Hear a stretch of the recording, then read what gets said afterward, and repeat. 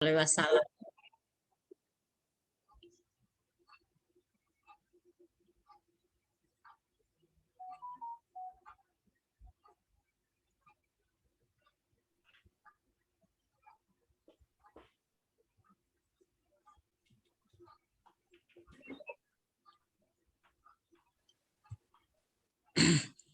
Nah, maka sebetulnya ketika kita berbicara tentang pemboikotan ya, teman-teman tahu kan ya yang dimaksud boikot itu.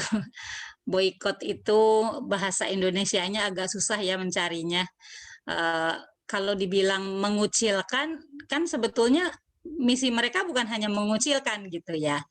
Eh, karena ada beberapa hal yang memang dilarang dilakukan oleh Rasulullah dan pengikut Rasulullah SAW dan Bani Hashim dan Bani Muthalib ya. Jadi eh, saya mau sebutkan dulu latar belakangnya kenapa orang-orang Quraisy itu melakukan pemboikotan ya gitu. Jadi sebetulnya ini kalau kita lihat sepintas ya, kalau kita lihat sepintas kan kayaknya Rasulullah dengan pengikutnya diboikot. Itu kan kayaknya Quraisy hebat banget gitu ya. Quraisy hebat banget bisa memboikot Rasulullah Shallallahu Alaihi Wasallam gitu ya. Secara sepintas mungkin kita pun berpendapat seperti itu gitu ya. Oh Rasulullah, betapa lemahnya Rasulullah sampai Rasulullah diboikot gitu. Tapi sebetulnya kalau kita lihat latar belakang kenapa terjadi pemboikotan, ini kan dari perkembangan dakwah Islam dan pertumbuhan jumlah kaum muslimin yang semakin bertambah, ya. Jadi sesudah Rasulullah SAW berdakwah secara terang-terangan, kemudian kan bahkan yang kalau kita hitung ya, eh, 3 tahun pertama Hijriah sebelum dakwah terang-terangan itu pengikut Rasulullah sekitar 20 orang, tapi 20 orang tuh memang 20 orang yang apa namanya sekelas Abu Bakar lah gitu ya. Kemudian ketika dakwah terang-terangan, kalau kita hitung yang hijrah ke Habasyah, tahun kelima Hijriah itu hijrah ke Habasyah ya, yang sering Umi sampaikan di sebelum-sebelumnya kan udah Umi sampaikan tentang hijrah di bawah pimpinan Utsman bin Affan ya dan Ja'far bin Abu Thalib itu kan mereka hijrah ke Habasyah. Itu yang hijrah saja jumlahnya 100 lebih gitu. Jadi di tahun kelima Hijriah itu pengikut Rasulullah SAW sudah 120 lebih gitu. Itu kan sebuah proses dakwah yang lumayan pesat ya gitu, dalam waktu 2 tahun bisa punya pengikut 120 orang lebih gitu. Kita aja di Majelis Taklim Pecinta Sunnah merekrut orang tidak mudah kan ya, ya yes ya gitu. Bukan hal yang mudah dalam waktu 2 tahun kita mengumpulkan orang sampai 120. Nah ini Rasulullah dengan keadaan tekanan Quraisy yang dahsyat bisa bisa mempengaruhi orang gitu, bahkan sampai orang tuh memilih meninggalkan Makkah daripada dia melepaskan keyakinannya gitu, sampai akhirnya berhijrah ke Habasyah ya. Nah kemudian ditambah lagi di tahun ke-6, tahun kelima itu kan tahun kelima Utsman bin Affan dan 100 orang lainnya hijrah ke Habasyah ya. Kemudian tahun ke-6 Umar bin Khattab dan Hamzah masuk Islam. Dalam satu pekan, cuman beda 3 hari kalau nggak salah, itu Umar dan Hamzah, dan kita tahu sosok Umar dan Hamzah sudah Umi bahas juga, masuk Islamnya Umar ya, itu sampai mempengaruhi peta dakwah di Mekah gitu ya, itu masuk Islam. Nah ini membuat orang-orang kafir Quraisy itu panik gitu. Jadi sebetulnya pelajaran yang perlu diambil ya teman-teman semua, karena gini, kita kan mungkin hari ini sering mengamati media sosial. Kalau aktivis sejati, aktivis sejati itu artinya yang matanya selalu melihat suasana perkembangan dakwah Islam ya gitu. Jadi aktivis Islam sejati itu yang di kepalanya program tuh yang ada program keumatan gitu ya. Nah itu kan kita akan selalu melihat ya peluang-peluang dakwah di negeri kita ini gitu. Kalau kita lihat hari ini hiruk pikuknya yang kita lihat di sosial media itu betapa banyaknya orang yang memojokkan Islam gitu ya. Nah, ini pelajaran ini berguna sekali buat kita teman-teman ya gitu. Jadi kalau secara sepintas kelihatannya nih peristiwa pemboikotan gitu. Itu kan seperti menampakkan kehebatan Quraisy gitu, punya kekuatan memboikot. Tapi sebetulnya yang terjadi adalah menggambarkan kepanikan Quraisy, sudah kehilangan akal karena dakwah Rasulullah berkembang. Bahkan ternyata yang menjadi pengikut Rasulullah adalah orang-orang penting di Quraisy.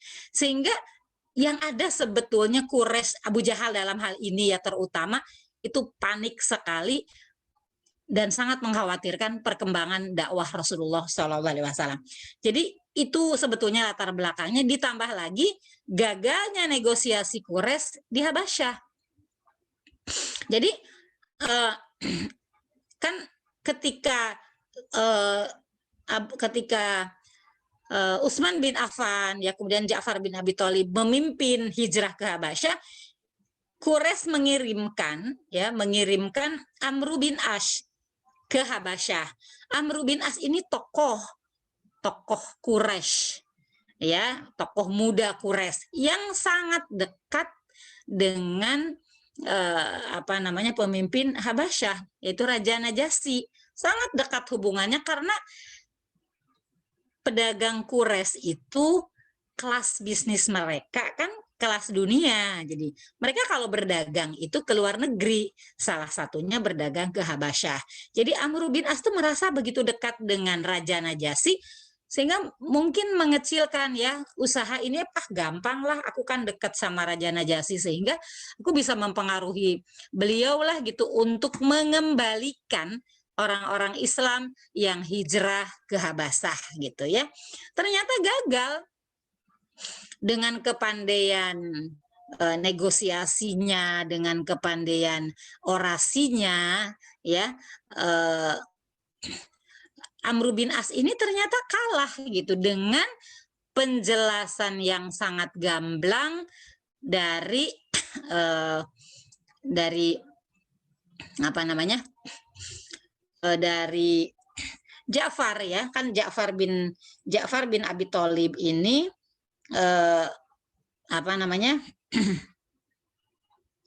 sebentar ya.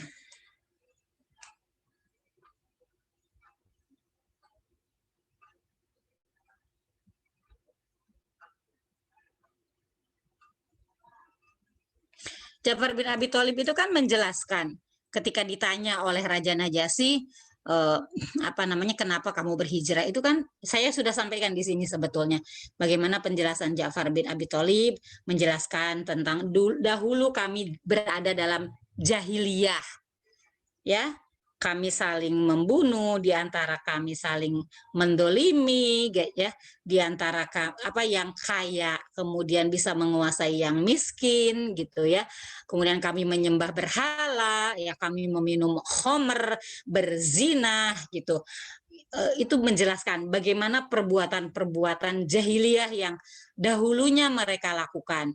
Kemudian penjelasan dari Ja'far juga mengatakan kemudian datanglah kepada kami seorang yang kami kenal, seorang yang sangat kami kenal, akhlaknya baik, kemudian dia membawa sebuah ajaran Islam yang ajaran itu mengajak kami untuk beribadah kepada Allah saja, untuk menghidupkan persaudaraan, untuk saling memberi makan gitu ya, untuk bersilaturahim.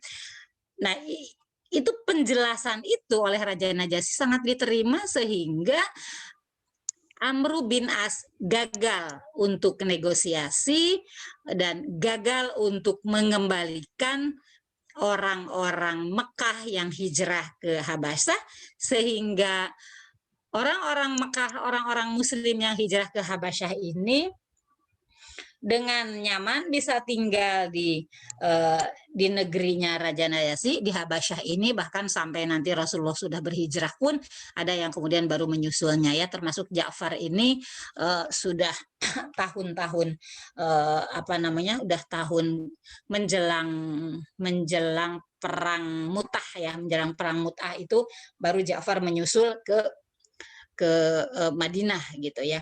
Jadi ini kan membuat Quraisy semakin panik karena ternyata negosiasinya dia tuh gagal gitu ya, ketika untuk mengembalikan orang-orang Quraisy agar kembali ke agamanya dan kembali ke Mekah gitu. Jadi ini faktor-faktor yang mendorong akhirnya mereka mengambil keputusan untuk terakhir kali mendatangi Abu Thalib ya, untuk apa namanya, meminta agar Rasulullah SAW diberikan kepada mereka untuk dibunuh.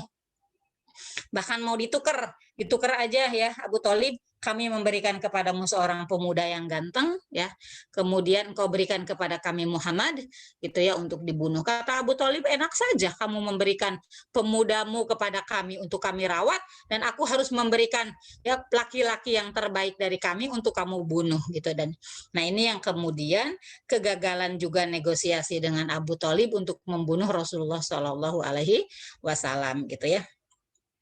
Jadi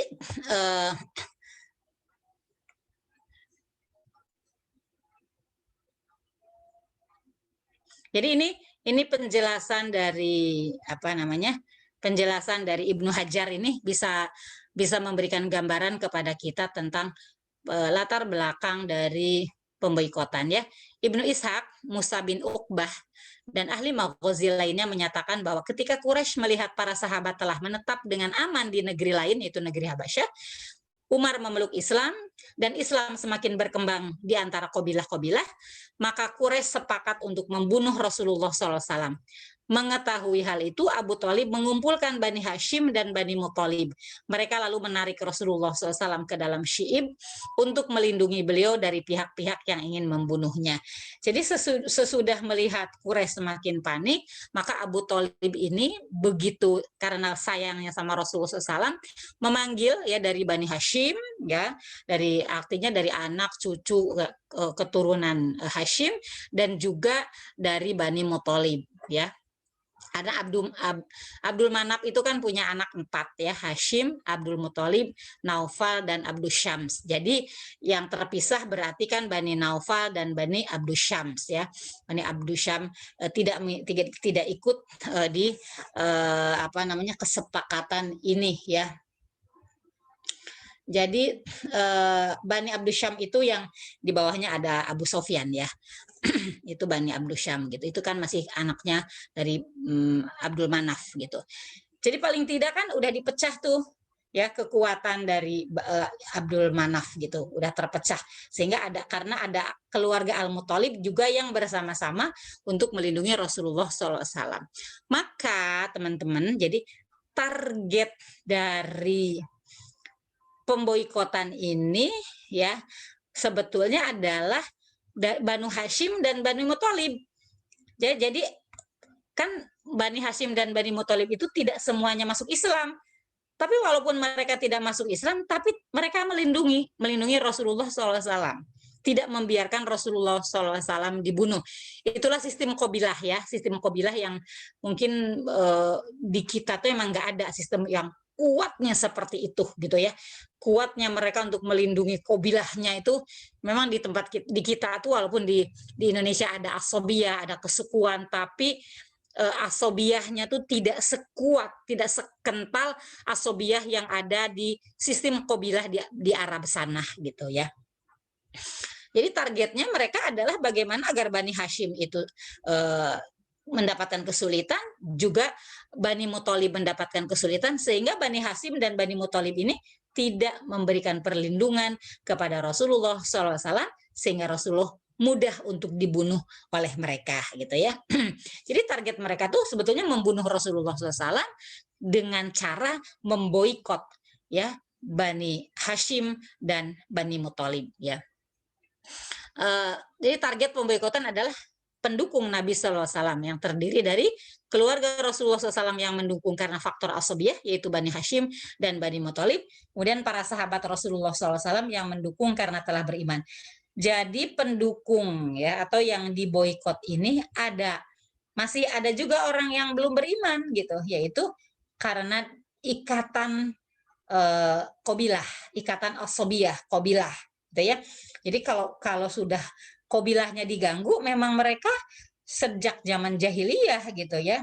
Jadi mereka mendukung Rasulullah bukan karena keimanan, tapi karena ikatan asobiyah tadi gitu ya. Dan di sisi lain ada para sahabat Rasulullah yang memang mendukung Rasulullah SAW karena mereka telah beriman ya. Kemudian tujuan dari boikot ini memberi tekanan kepada Bani Hashim dan Bani Abdul Muthalib agar melepas dukungan mereka kepada Rasulullah SAW. Gitu. Ya target mereka ya dengan membuat tekanan itu, ya maka mereka berharap Bani Hashim ya kemudian Bani Muthalib itu tidak melindungi Rasulullah SAW sehingga mereka lebih mudah untuk membunuh Rasulullah SAW gitu ya. Jadi targetnya adalah tujuannya untuk membunuh Rasulullah SAW sebagai langkah terakhir dan paling efektif untuk menghentikan laju dakwah Islam. Saya ingin sebelum kita, saya tidak akan menunggu sampai sesinya berakhir ya untuk mengambil hikmah ya bahwa ternyata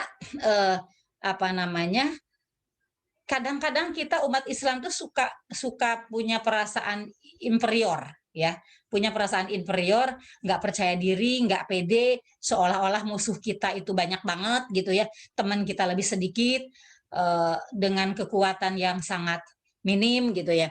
Kan kalau kita bisa mengambil pelajaran dari peristiwa ini, Rasulullah SAW ketika berdakwah itu tidak punya modal, ya kan? Rasulullah tidak punya modal, artinya kekuatan kekayaan ada di orang-orang kafir Quraisy, kekuatan hukum kan di tangan mereka gitu loh, ya. Kemudian ibaratnya keamanan ya, kekuatan security, kekuatan keamanan juga ada pada mereka gitu.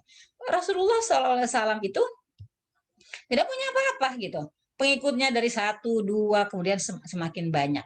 Tapi gitu, gerakan Rasulullah SAW dalam berdakwah ini membuat mereka itu panik gitu. Ya,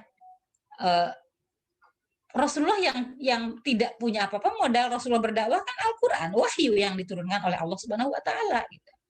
Sementara orang Quraisy itu punya semuanya. Gitu.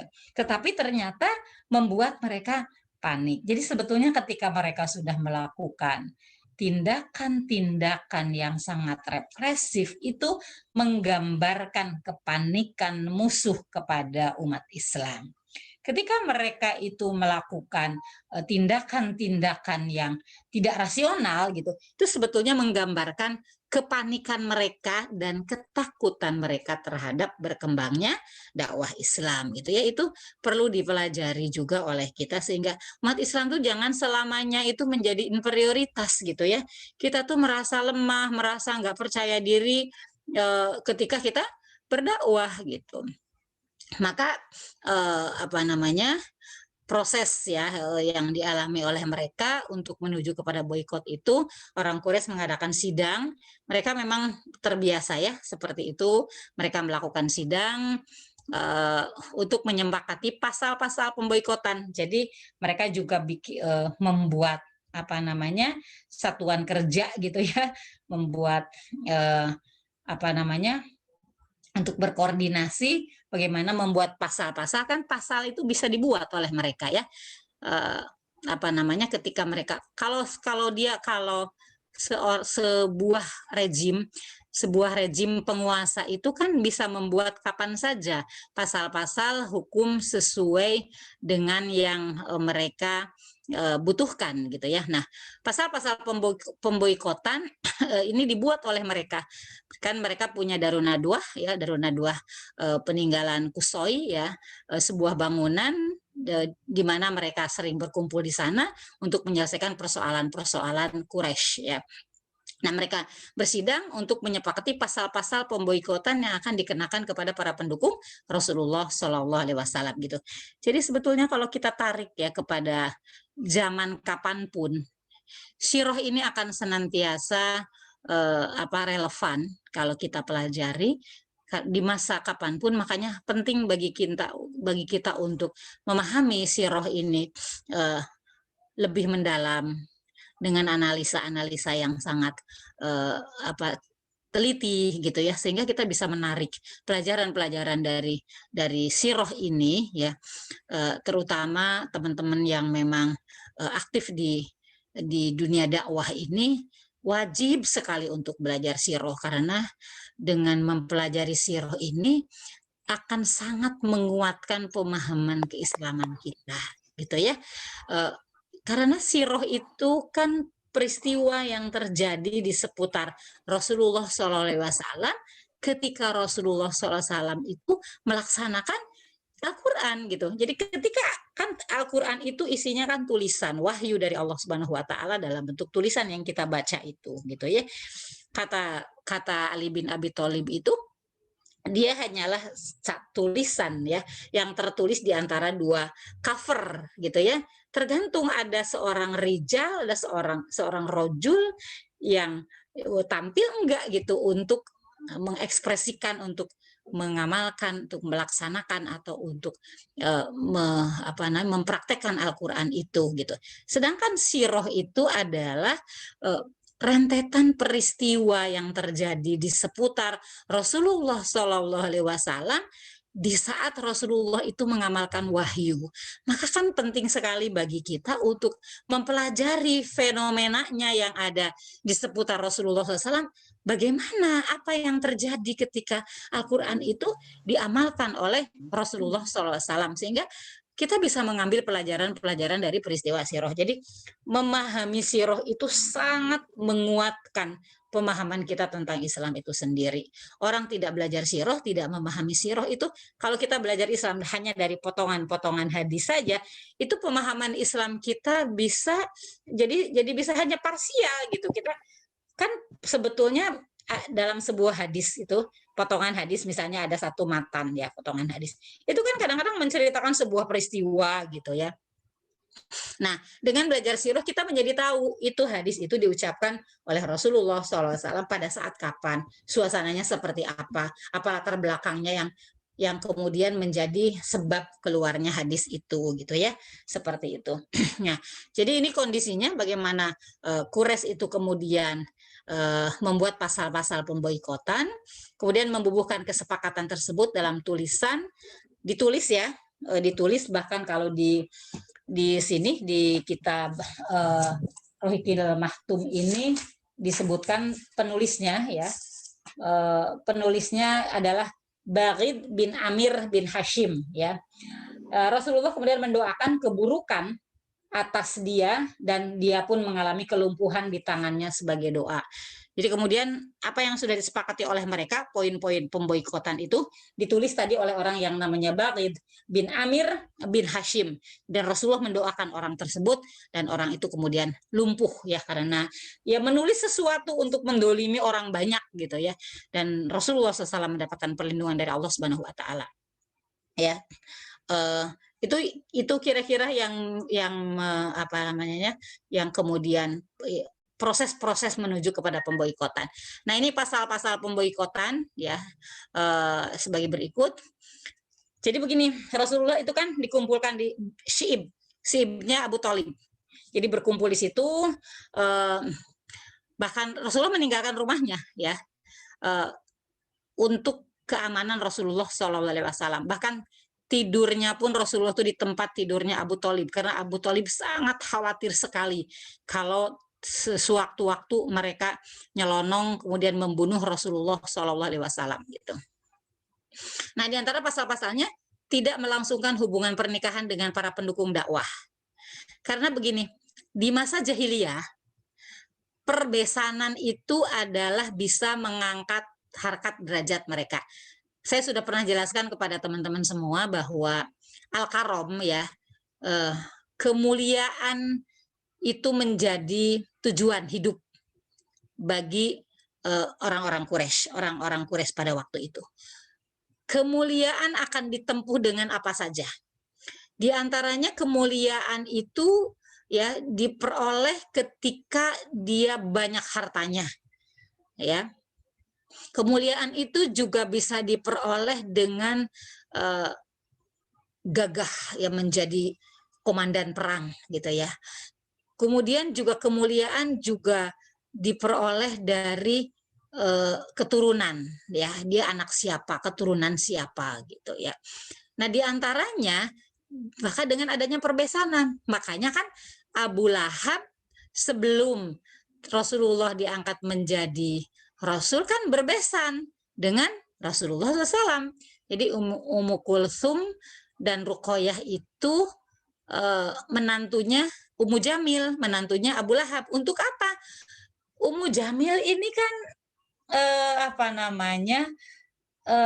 sangat merasa tidak bisa menyaingi kemuliaan Khadijah, ya, tidak bisa menyaingi, selalu merasa kalah persaingannya dengan Ibu Khadijah radhiyallahu anha gitu ya. Dari sisi kecantikannya lebih cantik Ibu Khadijah, kekayaannya ya karena memang latar belakang Ibu Khadijah kan dari keluarga konglomerat ya, semuanya pebisnis ya. Keluarga Ibu Khadijah itu.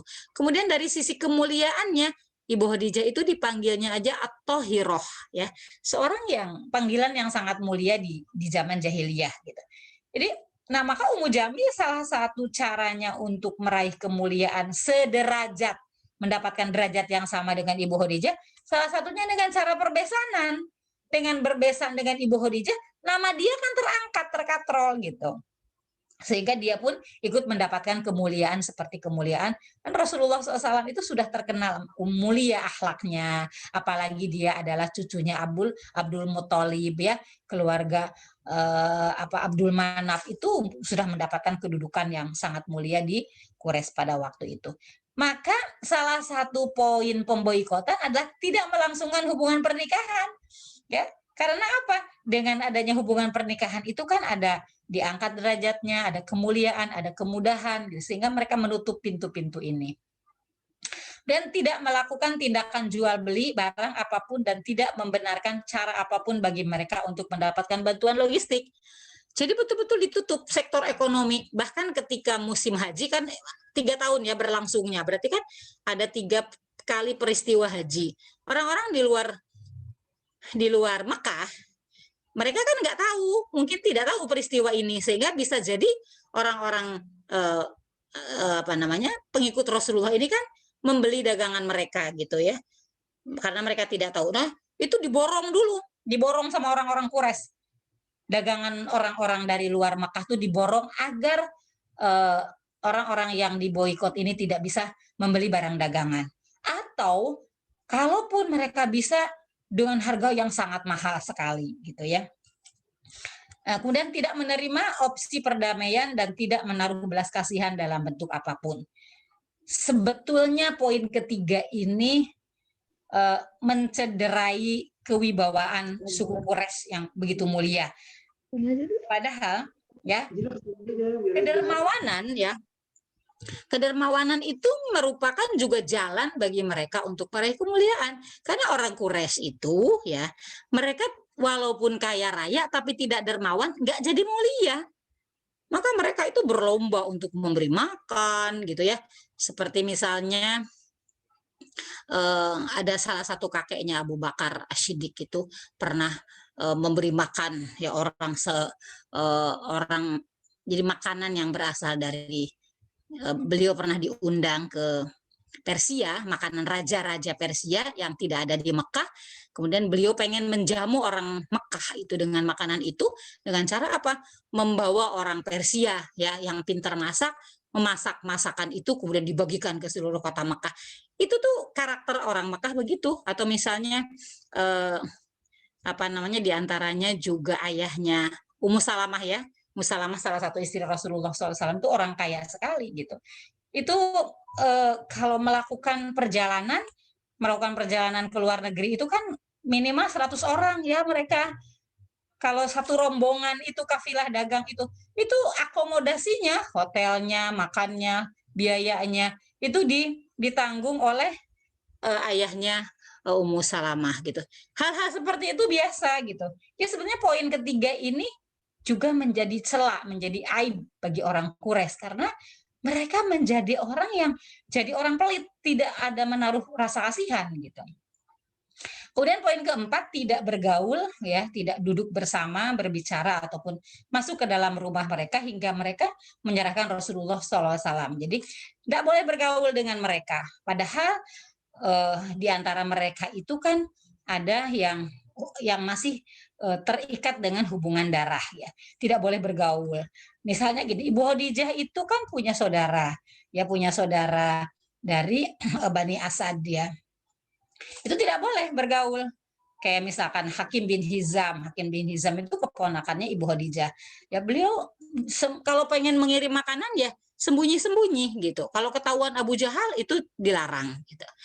Jadi itu kondisinya, itu poin-poin atau pasal-pasal yang dikenakan kepada Rasulullah Shallallahu Alaihi Wasallam dengan para pengikutnya dan juga para pendukungnya, walaupun pendukung itu belum masuk Islam. Jadi ini poin-poin yang ternyata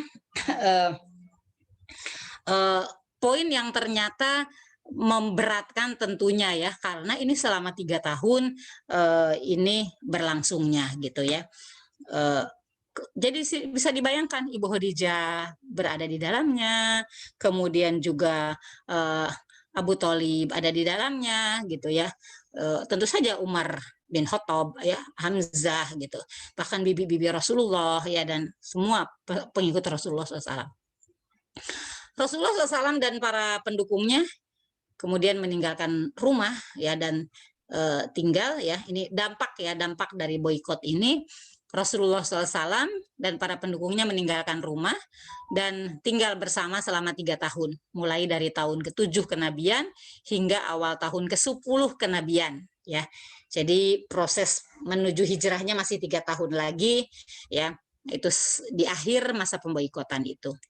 Selama di boikot, mereka menempati sebuah area eksklusif, ya, yang atau al-muhassab di lembah Bani Kinanah, ya. Jadi mereka berkumpul di situ, ya. Abu Thalib menerapkan langkah-langkah pengamanan yang sangat ketat terhadap Rasulullah SAW. Bahkan tadi saya katakan bahwa Rasulullah itu sampai diperintahkan untuk tidur di tempat tidurnya Abu Thalib, ya, dengan pengamanan yang sangat-sangat ketat. Jadi begitu sayangnya ya Abu Thalib kepada Rasulullah SAW. Selain melarang transaksi di pasar, ya, Quraisy juga memotong jalur perdagangan dari luar Mekah dengan mendahului memborong barang para pedagang yang datang untuk semakin menekan perekonomian para pendukung Nabi Shallallahu Alaihi Wasallam, gitu ya. Nah, seperti itulah keadaannya berlangsung sampai di tahun ketiga itu orang sudah nggak kuat karena sebetulnya ini kan yang paling ngotot melakukan ini kan Abu Jahal, ya.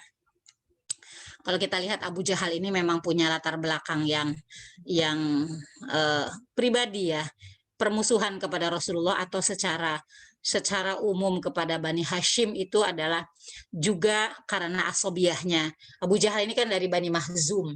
Bani Mahzum dengan Bani Hashim itu selalu bersaing dalam meraih siapa yang paling mulia di antara mereka di Mekah, ya. Dan Bani Mahzum selalu dikalahkan oleh Bani Hashim, ya. Sehingga ketika Rasul itu, Nabi itu berasal dari Bani Hashim, ya ini ancaman betul bagi Bani Mahzum gitu. Jadi bukan semata-mata tidak mau menerima Islam saja, ya, tapi karena ada latar belakang sosial yang memang kondisi jahiliyah, ya, di masa itu yang memang luar biasa. Walaupun di masa sekarang juga jahiliyah itu masih kental, ya, kalau kita lihat dari sisi asobiyah yang diikat karena kesukuan masih ada juga di tengah kita. Jadi jahiliyah, maksud saya jahiliyah karena tadi asobiyah, jahiliyah karena jahiliyah itu kan segala perbuatan yang tidak sesuai dengan Al-Qur'an gitu, ya. Nah, maka itu kondisi yang terjadi ketika proses boikot itu berlangsung ya. Kemudian sampai di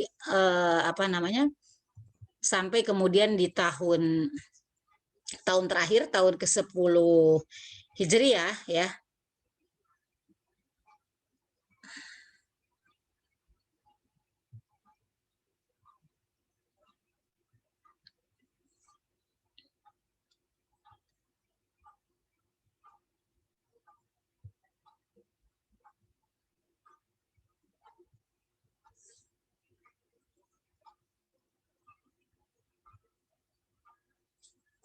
Sebetulnya ada hikmahnya ketika selama 3 tahun itu mereka berkumpul bersama-sama. Ini kan ada ada suasana selama 3 tahun berkumpul bersama Rasulullah ya. Jadi setelah 3 tahun pemboikotan berjalan, terjadi perpecahan di kalangan elit Quraisy. Perpecahan ini merupakan dampak logis dari boikot yang mereka lakukan karena beberapa hal. Jadi orang Quraisy itu sebetulnya terpecah, nggak semuanya juga setuju gitu ya. Tadi ya kan yang paling ngotot kan Abu Jahal gitu. Mereka kemudian lama-lama terpecah, kan nggak tega juga gitu lihat saudaranya kelaparan gitu, sementara kita makan, saudaranya bisa melangsungkan pernikahan, sementara Bani Hashim tidak bisa gitu. Nah, jadi perpecahan itu disebabkan karena kezaliman pemboikotan dan dampaknya begitu nyata.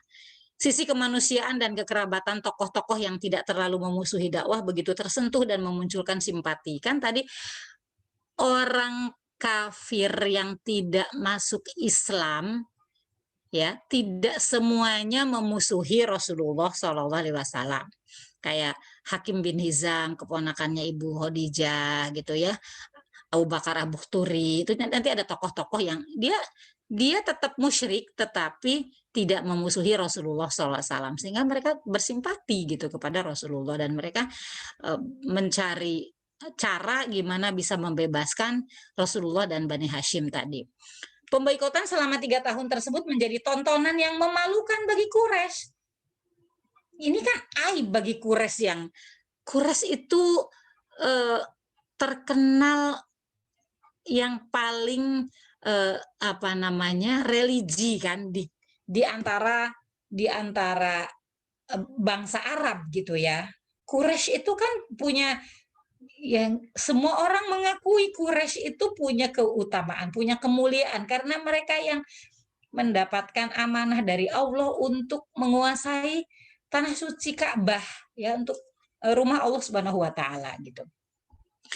Nah, ketika melihat kenyataan ada peristiwa pemboikotan itu, ini menjadi aib ya, menjadi aib bagi Quraisy, dan sebagian orang Quraisy merasa malu kalau itu menjadi tontonan ya, menjadi tontonan yang memalukan sebetulnya gitu. Kabilah-kabilah Arab yang datang ke Mekah mengetahui ternyata orang Quraisy itu kejam terhadap saudaranya sendiri gitu. Nah, kecaman keras Abu Thalib melalui puisi lamiyah kepada para pendukung pemboikotan, terutama klan-klan terdekat Bani Hashim dan Bani Muthalib gitu ya. Dan Abu Thalib ini membuat puisi ya. Jadi memang pada masa itu semua narasi itu dalam bentuk syair-syair gitu, sehingga syair sangat efektif untuk menjadi media bagaimana misalnya mau memuliakan seseorang, mau menghinakan seseorang, itu memang lewat jadi medianya lah pada saat itu gitu ya, yang namanya syair itu. Nah, ini muncul tokoh-tokoh yang kemudian melakukan oposisi terhadap keputusan pemboikotan ya. Di antara mereka yang artinya mereka inilah tokoh-tokoh yang walaupun masih musyrik tetapi tidak memusuhi Rasulullah SAW ya. Mereka ada Hisham bin Amr, ini yang pertama kali menyampaikan idenya. Hisham bin Amr kemudian mengajak Zuhair bin Abi Umayyah dengan mengatakan bahwa apakah kamu apa namanya narasinya tuh begini ya, kalimatnya yang disampaikan itu begini. Wahai Zuhair, apakah engkau tega dapat menikmati makan dan minum, sementara saudara-saudara dari pihak ibumu kondisi mereka seperti yang engkau ketahui? Karena ibunya Zuhair ini ya namanya Atikah ya, itu anaknya Abdul Muthalib ya. Jadi masih saudaranya Abu Thalib ibunya ini ya. Jadi kemudian dia bilang gini, celaka engkau, apa yang dapat aku perbuat bila hanya seorang diri ya. Sungguh demi Allah, andaikan aku punya teman satu orang saja, aku akan robek lembar perjanjian tersebut, gitu ya. Kemudian kata Hisham bin Amr, engkau sudah mendapatkan orang itu, ya. Kemudian kata Amir, siapa orangnya? Aku, gitu ya. Kalau begitu, mari kita cari orang ketiga. Maka kemudian Hisham menuju kepada kediaman Mut'im bin Adi, ya. Mut'im bin Adi ini nanti yang melindungi Rasulullah Shallallahu Alaihi Wasallam ketika Rasulullah membutuhkan perlindungan ketika pulang dari Taif ya. Nanti ada peristiwa Taif di mana Rasulullah SAW dilempari batu gitu ya.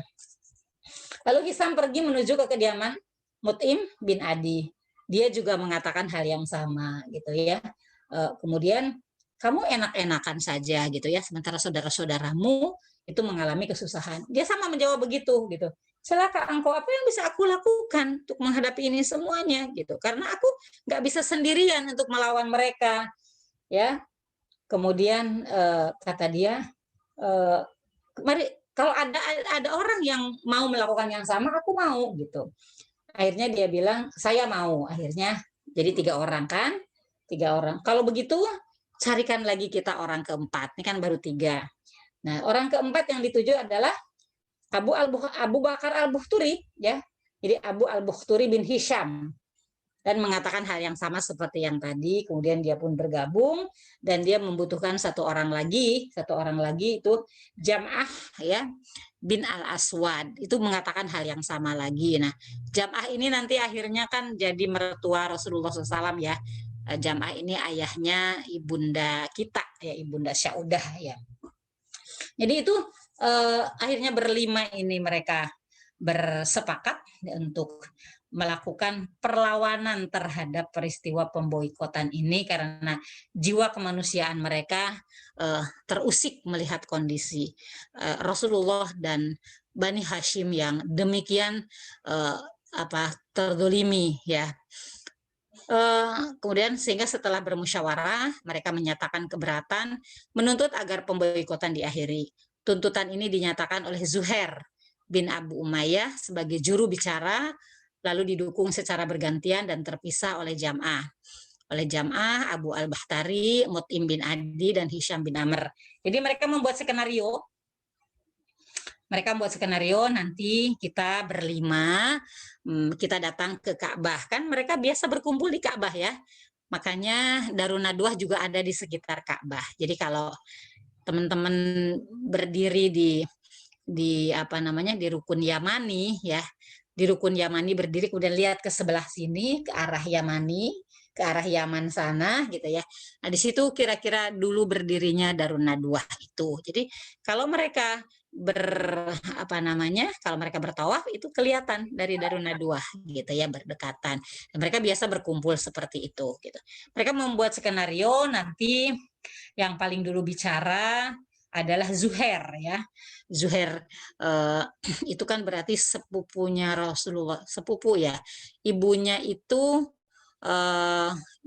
adalah bibinya Rasulullah. Iya, sepupu ya gitu. Kemudian dia pakai pakaian kebesaran, kan kalau ya namanya cucunya Abdul Muthalib berarti kan pembesar ya. Pembesar itu punya baju kebesaran mereka itu ya. Mereka sengaja berdandan dengan baju kebesaran, kemudian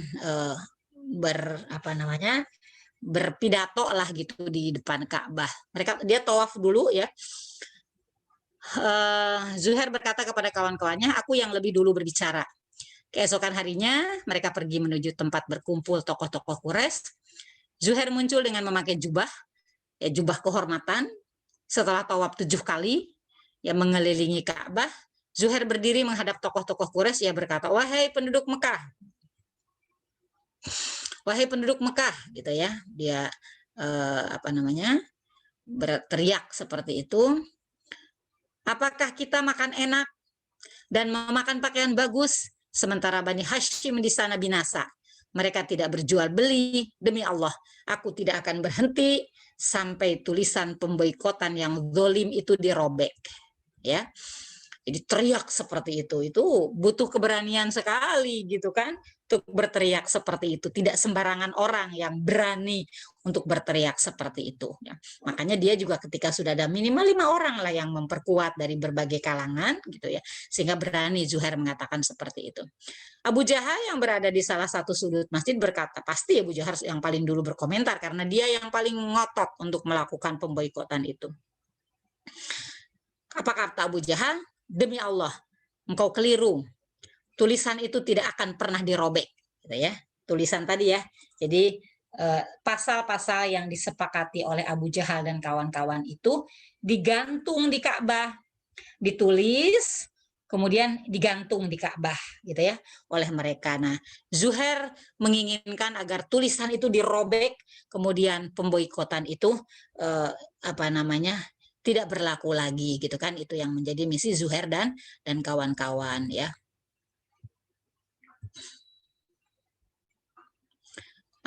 Kemudian tiba-tiba Jam'ah menyahut, ya, demi Allah, engkau wahai Abu Jahal, lebih keliru, kami tidak setuju sejak engkau membuat tulisan itu. Disaut lagi, jadi saut-sautan mereka kan udah dibuat skenarionya, ya. Kemudian Abu Bakhtari dari sudut yang lainnya, mereka nggak ngumpul ya, satu di sini, satu di sini, satu di sini gitu. Mereka nggak ngumpul, sengaja dibuat skenario seperti itu. Abu Bakhtari menimpali, ya, Jam'ah benar, kami tidak setuju dengan isi tulisan itu dan tidak menerimanya.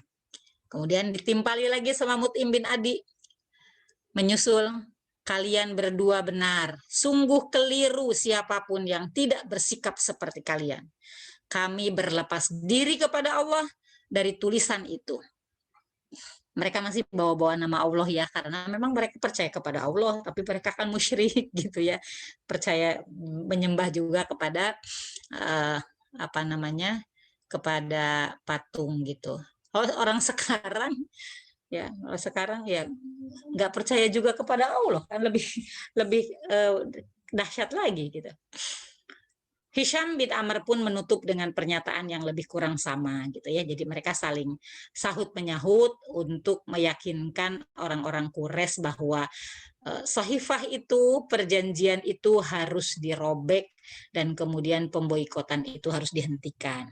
Nah, mendengar semua itu Abu Jahal berkata, semua pembicaraan ini telah disusun, gitu ya. Jadi dia curiga nih, pasti nih kalian sudah menyusun pembicaraan ini diam-diam. Pakai apa? Ya. Mau pakai video Kak? Pasti ini sudah direncanakan di luar sana ya. Tidak terjadi begitu saja. Jadi di dalam Ibnu Ishaq yang meriwayatkan ini ya, bahwa Abu Jahal mencurigai bahwa ini sudah ada skenario-nya lebih dahulu ya. Akhirnya perdebatan elit Quraisy ini disaksikan langsung oleh Abu Thalib yang hadir di situ karena alasan yang berbeda ya. Jadi kenapa Abu Thalib itu sudah diberitahu oleh Rasulullah SAW, makanya Abu Thalib berani turun ke Ka'bah ya. Kenapa kata Rasulullah, lihatlah sana orang-orang Quraisy, ya, lihatlah mereka, karena sesungguhnya Sohifah itu, tulisan itu sudah digerogoti sama rayap. Ya, udah dimakan rayap, yang tersisa cuman Bismika Allahumma. Jadi mereka mengawali tulisannya dengan Bismika Allahumma, masih bawa-bawa nama Allah gitu ya. Tinggal itu yang tersisa. Nah, Abu Thalib menyatakan seperti itu, kata Abu Thalib. Ya, Abu Thalib sebelumnya mendapat kabar dari Rasulullah ya tentang itu. Maka Abu Thalib membuat taruhan.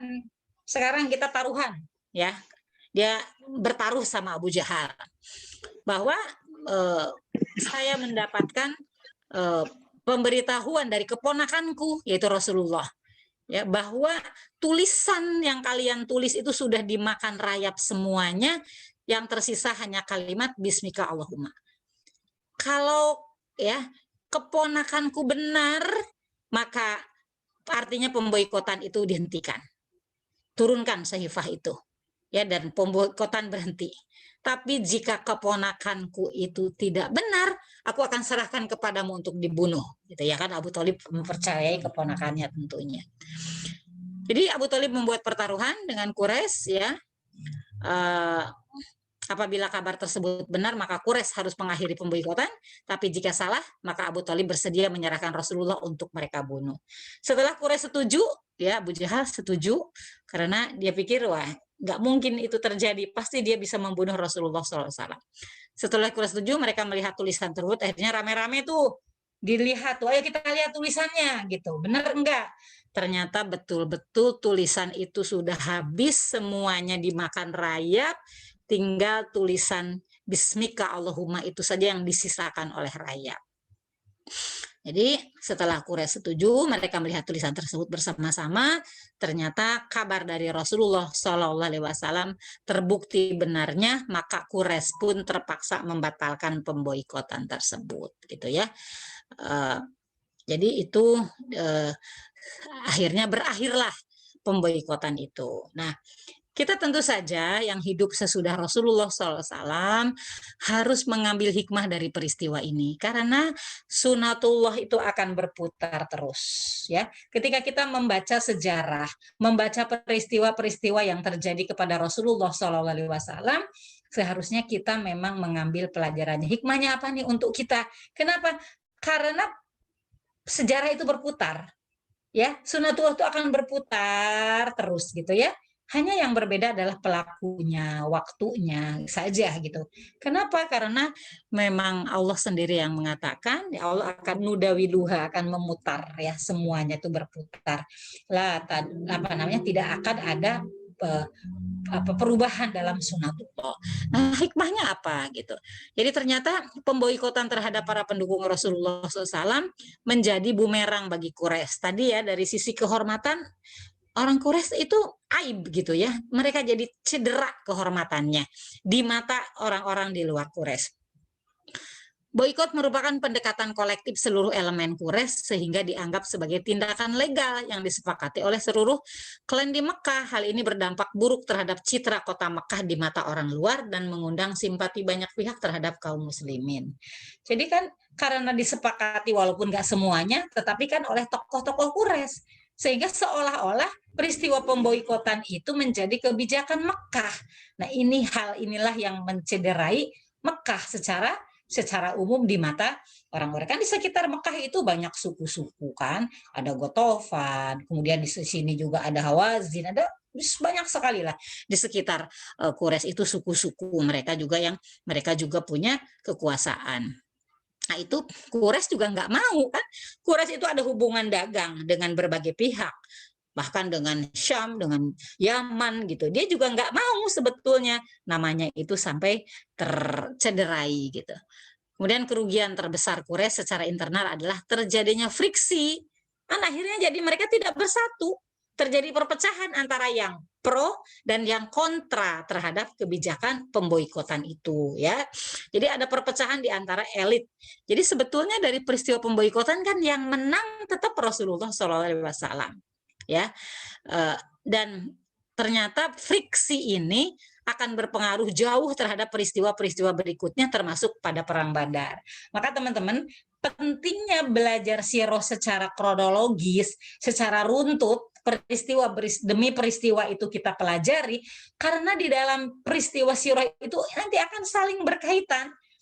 Ya, nanti peristiwa ini pemboikotan, kita nanti akan mengenal nama-nama tadi ya, tokoh-tokoh tadi yang berperan dalam membatalkan pemboikotan, itu nanti juga akan berpengaruh bagaimana sikap Rasulullah di perang Badar gitu ya. Jadi kita memang mempelajari sirah itu harus berurutan karena saling berkaitan. Bahkan nama-nama itu nanti disebut lagi di mana gitu ya. Nah, muncul simpati yang semakin kuat dari tokoh-tokoh besar Mekah meski masih musyrik. Ya, jadi mereka lebih simpati kepada Rasulullah SAW. Mereka yang berperan dalam pembatalan boikot menunjukkan simpati tersebut dalam berbagai kesempatan. Misalnya Hisham bin Amir menyelundupkan makanan ke dalam Syi'ib. Kemudian Mut'im bin Adi memberi perlindungan atau jiwar kepada Nabi saat kembali ke Mekah. Nanti ketika kita sampai di bab Rasulullah dakwah ke Taif ya.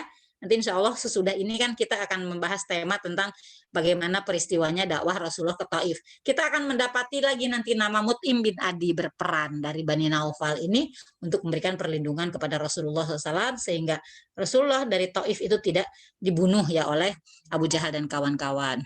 Kemudian Abu Al-Bakhtari termasuk yang mendapat perlindungan khusus dari Rasulullah SAW pada perang Badar ya. Jadi kata Rasulullah, barang siapa yang melihat Abu Al-Bakhtari, kalian tidak boleh membunuhnya gitu ya. Dan Zam'ah bin Aswad menjadi mertua Rasulullah SAW setelah beliau menikahi putrinya, yaitu Saudah binti Zam'ah. Saudah ini hijrah ke Habasyah, kemudian suaminya meninggal di sana, kemudian Saudahnya dinikah oleh Rasulullah SAW. Boikot juga menjadi media promosi dakwah kepada bangsa Arab secara umum, terutama di musim haji saat mereka berada di Mekah. Kondisi ini membuka mata mereka terhadap kezoliman Quraisy. Kan jadi nampak siapa sih yang zolim gitu ya. Siapa yang dolim dalam hal ini itu menjadi media dakwah untuk Rasulullah Shallallahu Alaihi Wasallam. Nah, selama 3 tahun di boikot, kaum muslimin mendapat kesempatan lebih banyak untuk menerima tempaan pendidikan langsung dari Rasulullah Shallallahu Alaihi Wasallam.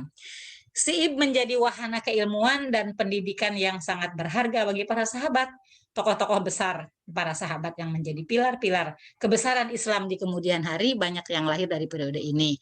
Ada nama Abu Bakar, Umar, Utsman, Ali, Sa'ad bin Abi Waqqas, Utbah bin Ghazwan, dan lain-lain. Bayangkan saja selama 3 tahun berada di tempat yang sama, tidak beredar kemana-mana, ketemu setiap hari dalam keadaan sulit, itu tempaan yang luar biasa. Jadi kalau nanti kita lihat bagaimana Abu Bakar selama 2 tahun menjadi khalifah itu, banyak keputusan beliau yang bahkan ditentang oleh sahabat-sahabat dekat, tapi Abu Bakar begitu bersiteguh. Misalnya ketika memerangi orang-orang yang tidak mau membayar zakat, ketika harus berhadapan dengan nabi palsu gitu ya. Itu kan Abu Bakar 2 tahun itu di masa sulit, masa transisi sepeninggal Rasulullah SAW itu 2 tahun yang sangat sulit. Tapi bagaimana Abu Bakar As-Siddiq sebagai Khalifatul Rasulillah itu menampilkan perannya yang luar biasa dahsyat. Dan kita tahu Umar bin Khattab selama 10 tahun memimpin ya kaum muslimin, Amirul Mukminin, itu bisa membuka, mengalahkan ya, menundukkan bahkan Persia dan Romawi gitu kan. Utbah bin Ghazwan itu nanti akan diutus ketika di masa Umar bin Khattab ya, menjadi gubernur wilayah yang paling subur. Jadi kalau ada wilayah yang paling subur yang hari ini bilangnya basah gitu ya, itu harus diberikan kepada orang yang zuhud gitu. Nah, itulah yang dipilih adalah Ghazwan ya. Umar memilih Utbah bin Ghazwan untuk pemimpin gubernur itu. Sa'ad bin Abi Waqqas ya, beliaulah komandan perang Al-Qadisiyah ya, menaklukkan Syam dan sekitarnya.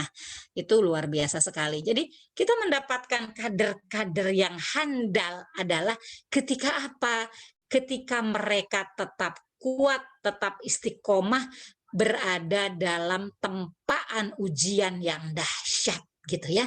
Jadi teman-teman semua, bahwa dakwah ini akan diuji sudah pasti. Dakwah ini akan menghadapi hambatan sudah pasti. Dakwah ini kita akan menghadapi kesulitan-kesulitan sudah sunatullah.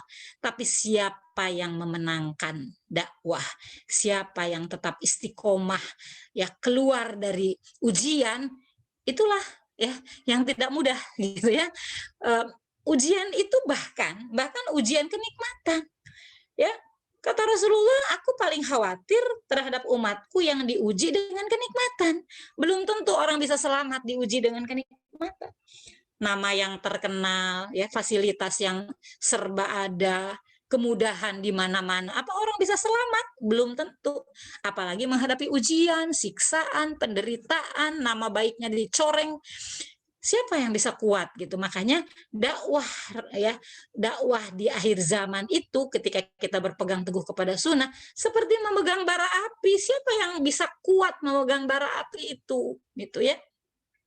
Jadi ini pelajaran yang penting bagi kita semuanya, bagaimana kita senantiasa istiqomah menghadapi tantangan dakwah, mempelajari sirah itu kita jadi bisa juga belajar bagaimana Rasulullah menempa para sahabat itu luar biasa. Jadi kalau as-sabiqunal awalun itu mendapatkan penghormatan dari Allah Subhanahu wa taala di dalam Al-Qur'an surat At-Taubah ayat 100, was-sabiqunal awwaluna minal muhajirin wal ansor ya.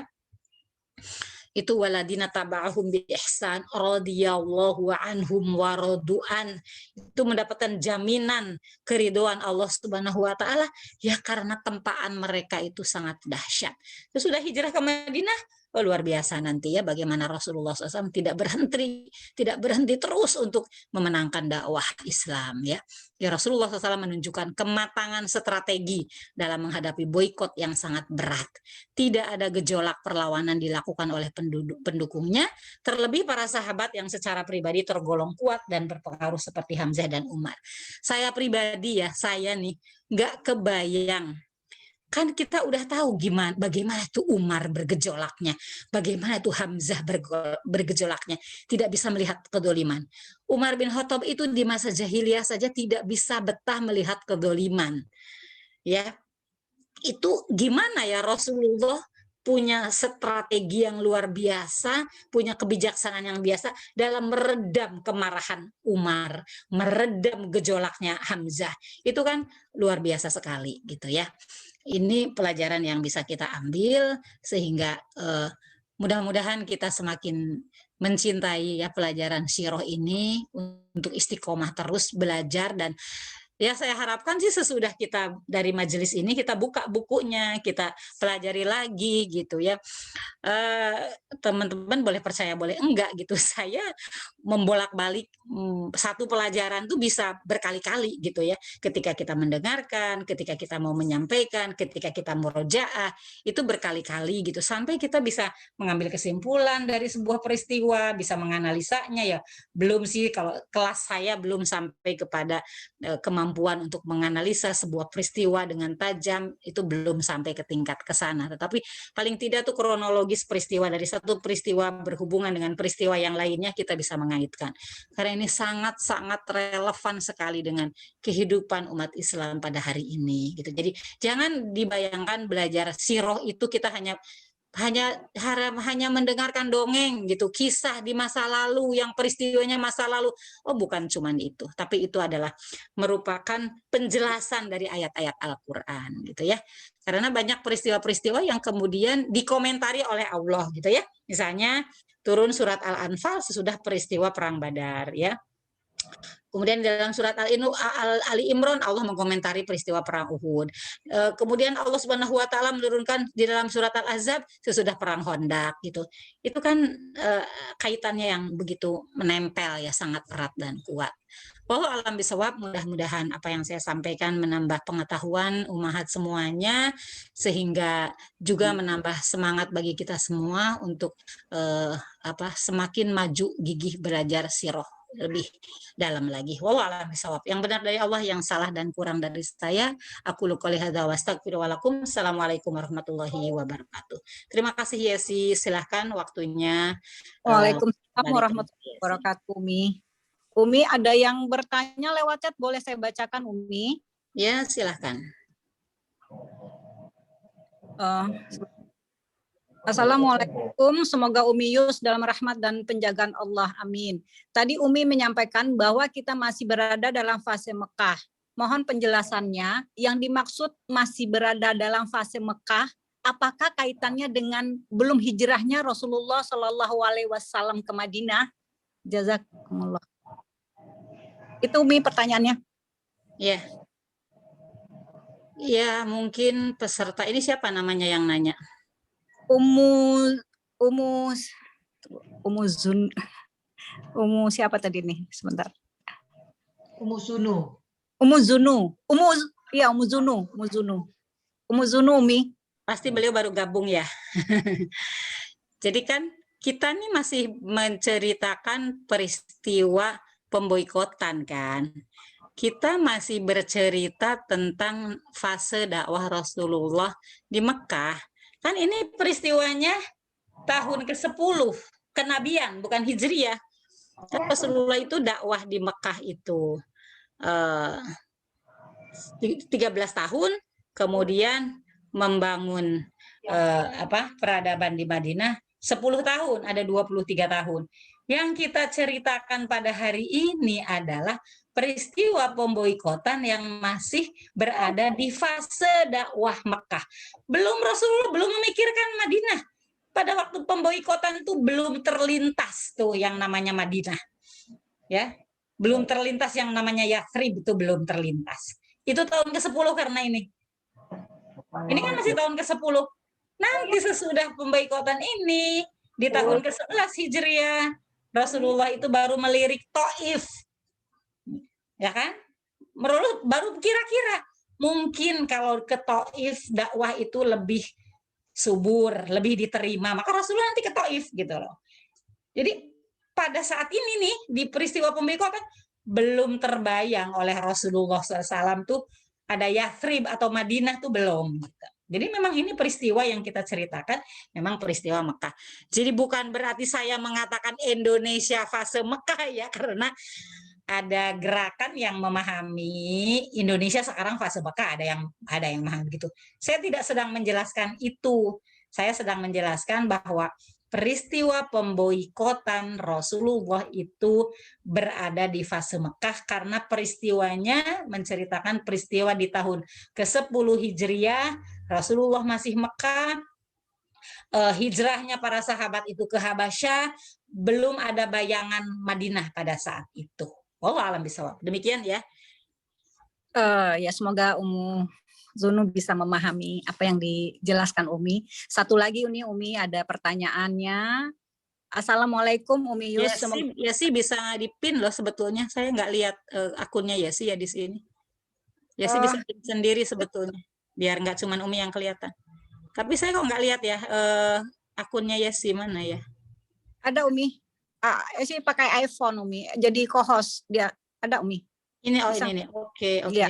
Saya pin deh ya biar kelihatan. Ya. Oke. Ya. Semoga Umi selalu dengan Allah. Umi Afwan mau tanya, untuk memenangkan dakwah saat ini, bagaimana menurut Umi apabila kita mau memenangkan dakwah melalui wasilah partai? Jazakumullah khair. Silakan Umi. Kita ini begini ya, yang umat Islam hari ini memang banyak PR-nya dalam dakwah. Umat Islam yang masih terkotak-kotak, banyak banget kotak-kotaknya ya. Juga kita miskin akan data dalam berdakwah. Kita belum punya peta dakwah nasional. 50 tahun ke depan gitu. Baru mau dibuat itu. Dan itu perlu dibuat ya, kita merancang peta dakwah itu seperti apa gitu ke depannya. Karena kalau kita melihat Rasulullah itu tahapan-tahapannya itu sangat sangat strategis, tahapan-tahapan dakwah yang dibuat oleh Rasulullah SAW itu ya, sangat bertahap sekali gitu ya. Nah, pentingnya kita membaca belajar sirah itu, kita saya ya paling tidak jadi bisa mengevaluasi dakwah yang sudah kita lakukan pada hari ini. Sebetulnya kalau kita membandingkan dengan dakwah Rasulullah, di mana ya posisi kita gitu. Karena kita ini masih jauh ya, masih jauh. Bahkan saya kemarin baru dapat juga penjelasan dari Ustadz Umar bahwa masih ada 65% orang Indonesia yang belum bisa baca Quran gitu. Jadi masih jauh.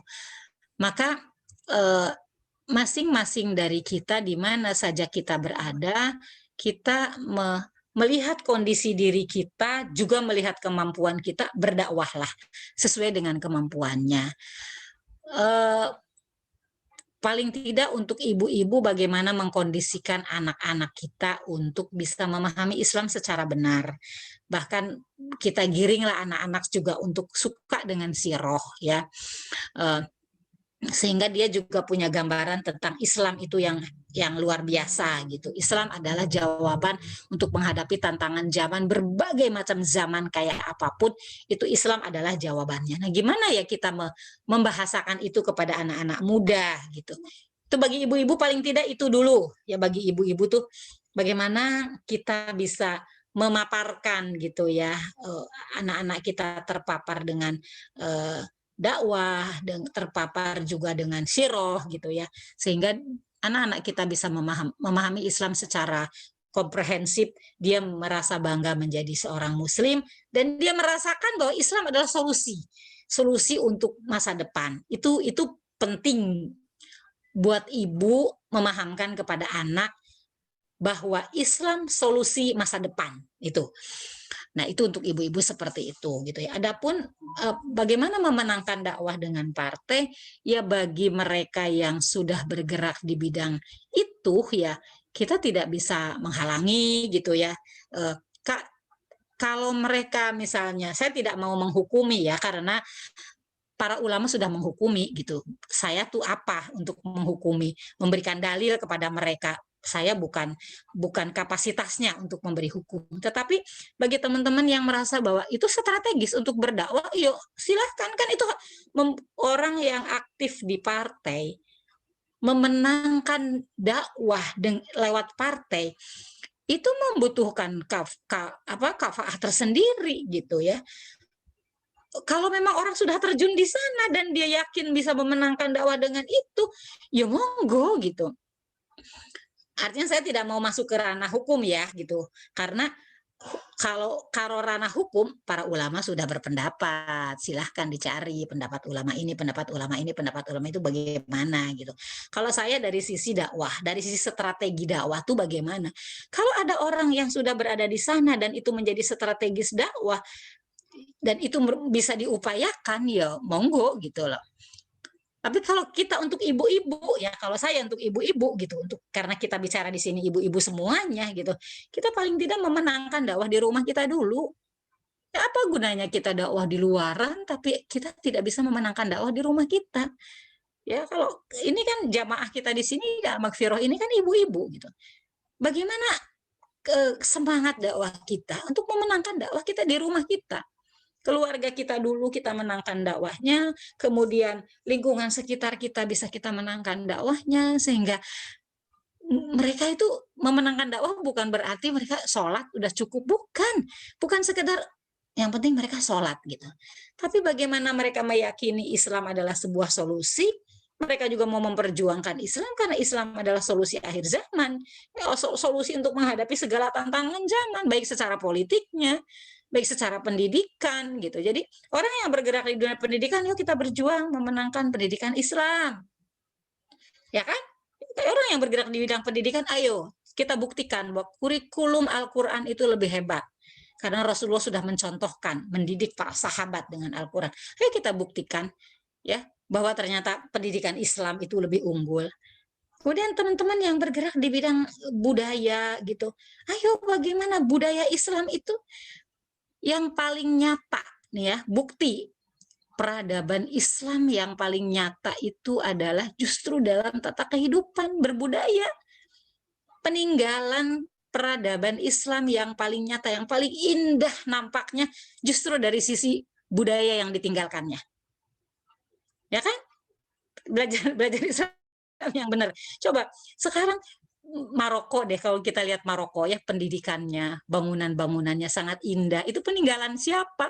Turki yang sangat masih banyak. Di Turki itu masih, walaupun saya belum pernah ke Turki ya. Nanti saya udah selesai belajar sejarah baru saya ke Turkinya gitu. Jadi ke Turki itu udah berbekal ilmu gitu ya. Karena luar biasa di Turki itu 600 tahun menguasai peradaban tanpa putus, keturunannya itu nggak putus. Itu keren banget gitu. Itu apa yang ditinggalkan oleh peradaban Islam di Turki hari ini. Jadi para ahli budaya itu monggo gitu mempelajari budaya Islam yang benar, peninggalan peradaban Islam itu apa. Orang yang bergerak di bidang pendidikan, Anda mungkin guru hari ini, pelajari tuh bagaimana pendidikan yang ditinggalkan oleh peradaban Islam tuh pendidikan seperti apa. Bagus, keren, tapi gratis gitu. Itu gimana kita bisa? Itu dicontoh loh di Oxford University. Itu bagaimana Oxford University itu menggunakan dana yang semacam wakaf gitu ya. Artinya orang barat udah menggunakan itu. Atau misalnya di sisi budaya, pendidikan ya, dari sisi apalagi kesehatan, bidang kesehatan, orang-orang kesehatan. Yuk pelajari yuk, apa sih yang ditinggalkan oleh Islam di bidang kesehatan? Keren banget itu. Gitu ya. Nah, ada teman kita yang bergerak di bidang politik untuk memenangkan politik Islam. Sok monggo belajar. Sok pelajari itu politik Islam tuh kayak gimana gitu. Maksud saya gitu. Jadi kita nih, kebiasaan kita nih sukanya ngejudge orang. Ini hukumnya gimana? Ini hukumnya. Kita gini aja deh, kita bagi tugas. Kita mah ibu rumah tangga. Ayo kita perkuat pertahanan. Ketahanan keluarga tuh gimana sih? Ya, dulu Rasulullah dan para sahabat dan orang-orang sesudahnya bagaimana tuh pertahanan keluarganya tuh keren banget gitu. Gitu ya. Paham ya maksud saya? Jadi ayo kita yang di bidang pendidikan gali tuh pendidikan Islam seperti apa. Orang yang ibu rumah tangga, ayo gali tuh rumah tangga Islam tuh seperti apa. Nah, ada orang yang sudah terlanjur kecebur di dunia politik, monggo dipelajari politik Islam tuh sebetulnya seperti apa. Bagaimana ya, itu belajarlah minimal yang satu dinasti terakhir deh. Satu dinasti terakhir itu kan Turki Utsmani. Turki Utsmani yang terakhir itu 600 tahun tuh politiknya kayak apa? Gitu ya, yang dipakai oleh mereka itu seperti apa? Kan partai itu politik ya gitu ya. Itu politiknya seperti apa? Gitu loh maksud saya, kita merujuk kepada Islam secara keseluruhannya. Oh, alam bisawab. Ada lagi kayaknya, Yes? Tadi Mbak Santi cuman udah terjawab. Udah terjawab katanya Mbak Santi. Udah Umi atau masih kita buka atau ada yang bertanya secara langsung? Monggo aja Yesi yang punya kuasa. Yesi yang punya kuasa, monggo. Baik Umi. Umahat kalau ada yang masih mau ditanyakan sama Umi silakan, boleh. Umi masih bisa waktunya ya. Silakan kalau masih ada. Mbak Yesi? Iya, mangga Mbak Santi, mau nggak? Mangga. Boleh diskus sedikit sama Umi ya, Mbak? Oh, mangga. Langsung aja, Mbak. Assalamualaikum Umi. Waalaikumsalam warahmatullahi wabarakatuh. Alhamdulillah. Tadi saya tanya sedikit, tapi qadarullah nyambung dengan pertanyaan yang sebelumnya, Umi. Kira-kira apa namanya kita ini sebagai ibu rumah tangga, kan rata-rata di sini ibu rumah tangga ya, apa yang bisa kita lakukan, karena bagaimanapun seperti disampaikan oleh Ustadz kemarin bahwa nanti di yaumil akhir kita akan dipertanyakan apa-apa yang sudah kita kerjakan selama di dunia ini, kan gitu ya Umi ya. Nah, cuman yang saya tanyakan adalah pada zaman Rasulullah itu kan mereka melihat sosok Rasulullah ya Umi ya. Mereka melihat sosok Rasulullah yang bisa menjadi panutan, yang sangat lembut, yang sangat tapi cerdas dan sebagainya. Jadi mereka bisa mengikut itu dengan loyalitas yang 100% gitu ya Umi ya. Nah, sekarang saat ini dengan masih adanya sifat-sifat asobiah yang ada pada kita ya di zaman ini ya Umi ya. Kita itu kira-kira gimana ya Umi ya strategi kita ya, karena kalau kita mengikuti suatu ini kan apa namanya suatu berkiblat pada seseorang atau apa maksud saya gini, sebagai pemimpin gitu ya Usmi ya, kan harus ada orang yang mempunyai grand design di mana kamu harus begini, kamu harus begitu, karena kalau kita jalan sendiri-sendiri akhirnya apa namanya program kita atau kerja kita kan terpecah gitu Umi. Kira-kira gimana ya Umi ya? Syukran Umi. Baik Bu Santi, jazakumullah khair atas pertanyaannya. Ya, Rasulullah SAW ketika menjelang wafat itu beliau bersabda, taroktu fikum amroini lam tadilu ma tamassaktum bihima kitabullah wa sunnatu rasulillah. Aku tinggalkan kepada kalian dua perkara. Kan Rasulullah tidak menyebutkan aku tinggalkan sahabat, aku tinggalkan siapa sosok, tidak kan, tapi dua perkara. Ya, yang kalian tidak akan tersesat. Artinya dua perkara inilah yang menjadi pedoman bagi kita semuanya.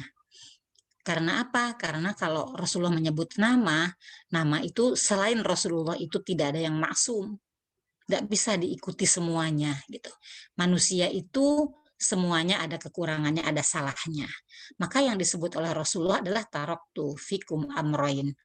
Ya, ada 2 perkara yang Rasulullah tinggalkan gitu ya. Yang kedua-duanya adalah sangat sempurna. Kitabullah, dijaga kesempurnaannya. Ya inna nazzalna dzikra wa inna gimana ayatnya Ummahat, inna nahnu nazzalna dzikra wa inna lahu lahafizun. Sesungguhnya kami menurunkan Al-Qur'an ini dan kami yang akan menjaganya. Itu dijamin Al-Qur'an itu terjaga ya kesempurnaannya sampai hari kiamat nanti. Dan yang kedua adalah sunnah Rasulullah SAW.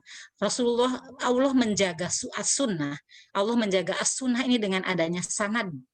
Sanad itu adalah kekuatan yang ada pada umat Islam sehingga ya suatu riwayat itu bisa ditelusuri sampai kepada Rasulullah SAW. Ini adalah jaminan dari Rasulullah SAW. Kita tidak bisa hari ini mengikuti satu sosok saja, tidak bisa, karena tidak ada manusia yang sempurna. Tapi dengan keadilan Allah, dengan sifat Rahman dan Rahimnya Allah, meninggalkan kepada kita kitabullah dan sunnah Rasulullah SAW. Sehingga mempelajari Al-Quran secara baik, mempelajari as-sunnah secara baik, itu menjadi kewajiban umat Islam. Sehingga kita nanti akan memiliki kriteria siapalah pemimpin yang baik gitu ya, kita akan memiliki kriteria. Makanya kita sudah saya belajar sirah lebih mendalam itu ternyata betapa sangat pentingnya gitu ya, sangat pentingnya kita mempelajari sirah sehingga juga bisa menjadi ukuran, tolok ukur gitu ya, bagaimana peristiwa tertentu, mengenal sosok-sosok juga lebih dekat dengan belajar sirah karena satu peristiwa dengan peristiwa lain saling keterkaitan sehingga kita mengenal sosok itu lebih dekat ya, karena satu sosok itu nanti diceritakan perannya dalam perang ini, dalam peristiwa ini, dalam amanah ini gitu, sehingga kita akan mengenalnya gitu. Nah, orang-orang itulah yang hidup di tengah-tengah Rasulullah SAW itu juga nanti menjadi standar kedua sesudah Rasulullah. Standar pertama adalah Rasulullah, orang yang hidup bersama Rasulullah SAW itulah menjadi standar kedua bagi kita untuk menilai orang itu bagaimananya seperti itu. Jadi hari ini sulitlah bagi kita untuk ya nyatanya ya kita memilih pemimpin juga tidak mudah. Umat Islam yang jumlahnya 200 juta ini ternyata untuk mendapatkan pemimpin yang ideal juga ternyata tidak mudah karena mekanisme yang ada di negeri kita juga tidak mendukung kita untuk mendapatkan pemimpin yang seperti itu. Tapi paling tidak dengan mempelajari Islam secara benar, kita akan mendapatkan kriteria. Itu sebabnya Rasulullah SAW itu sangat merindukan generasi kita. Kenapa sangat dirindukan generasi kita ini? Sampai Rasulullah sampai menangis sesenggukan. Sampai kata malaikat Jibril, kenapa engkau menangis?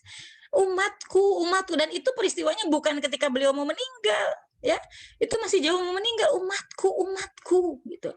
Akhirnya malaikat Jibril lapor kepada Allah Subhanahu wa Ta'ala, ya Allah, Rasulmu menangis. Kenapa? Karena dia mengkhawatirkan umatnya. Kata Rasulullah, aku tidak khawatir dengan umatku yang bisa saya tegur, tapi aku mengkhawatirkan umatku nanti yang akan hidup sepeninggalku dan tidak pernah berjumpa denganku. Itu kita dirindukan oleh Rasulullah SAW, sudah didoakan dan dikhawatirkan oleh Rasulullah SAW yang mendapatkan jaminan dari Allah Subhanahu Wa Ta'ala. Allah meluaskan ampunan untuk generasi kita umat sesudah Rasulullah SAW. Kita berbuat sesuai dengan kemampuan kita. Kita tidak boleh mengkultuskan seseorang karena manusia sesudah Rasulullah tidak ada yang sempurna. Kita tidak boleh mengkultuskan ustadz. Kita tidak boleh tadi disebut-sebut asobiyah, hanya ustadz ini saja. Saya hanya mau mendengar dari ustadz ini saja. Nggak boleh kita seperti itu. Nggak ada manusia yang maksum hari ini gitu. Seperti itu. Tapi selama kita masih berpegang kepada Al-Quran dan As-Sunnah, insya Allah kita akan selamat gitu ya, sehingga kalau kita dekat, kita didekatkan dengan orang-orang yang baik. Itu harapan kita, Bu Santi. Wallahu a'lam bishawab. Alhamdulillah. Mungkin udah kali ya Umi, udah jam 11 lewat 11, sudah 3 pertanyaan. Alhamdulillah, jazakillah khair Umi atas paparan ilmunya yang telah disampaikan. Mudah-mudahan bisa kita ambil ibrohnya dan menambah keimanan kita. Amin amin ya rabbal alamin. Sebelum taklim kita tutup, marilah sama-sama kita bacakan kafaratul majelis. Subhanaka Allahumma wa bihamdika. Alhamdulillahirabbil alamin. Wabillahi taufik wal hidayah. Wassalamualaikum warahmatullahi wabarakatuh. Jazakumullah khair buat ummahat yang telah bisa bergabung di kajian hari ini. Silahkan Umi.